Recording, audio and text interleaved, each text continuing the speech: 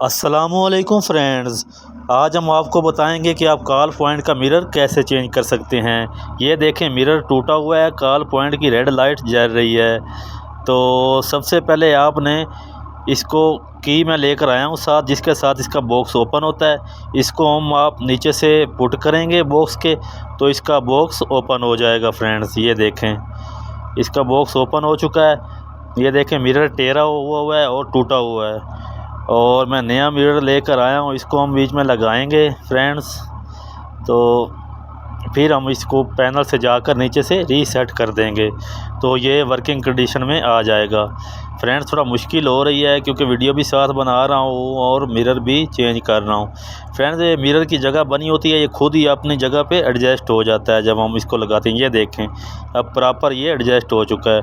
अब इसके ऊपर हम दोबारा इस पर वापसी बॉक्स लगा देंगे। ठीक है फ्रेंड्स, ये देखें प्रॉपर अब ये फिक्स हो चुका है। इसके बाद हम नीचे से जाकर पैनल को रीसेट कर लेंगे और इसकी रेड लाइट ख़त्म हो जाएगी और ये वर्किंग कंडीशन में आ जाएगा। Thank you for watching.